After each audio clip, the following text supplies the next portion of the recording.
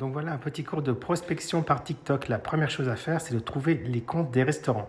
Alors moi, en général, chaque jour, je regarde dans les pour toi s'il n'y a pas un restaurant à Lyon sous le compte de Gastronomia.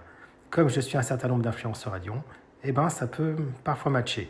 Ou sinon, je vais sous Lyon Resto qui est beaucoup plus spécifique. Après, ce que j'aime bien faire, c'est taper dans le moteur de recherche. Voilà. Donc là, je peux regarder les tops. Regardez les trois petits points à côté du moteur de recherche pour faire des spécifications.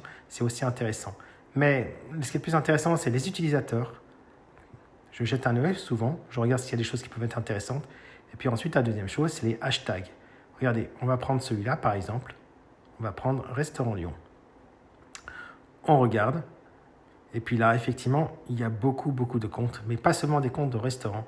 Il y a des influenceurs ou des petits comptes de personnes et ainsi de suite. Donc je jette un œil rapidement, j'essaye de voir. Ah, c'est moi. Et puis si j'en vois un qui m'intéresse, ben, je vais le garder de côté et je vais l'ajouter à mes favoris et le mettre dans le bon répertoire. Je vais vous montrer tout à l'heure comment faire. Voilà. Celui-là me plaît plutôt pas mal. On va imaginer que ce restaurant, eh bien, effectivement, il est à Lyon. Voilà.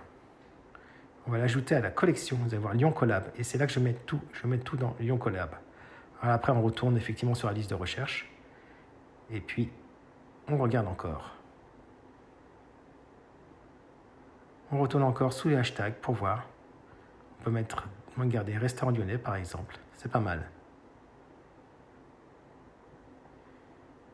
Et puis on procède toujours de la même façon. Si ça convient, on le stocke et on le garde de côté. Donc il y a beaucoup de tri à faire quand même. Mais ça peut être très intéressant.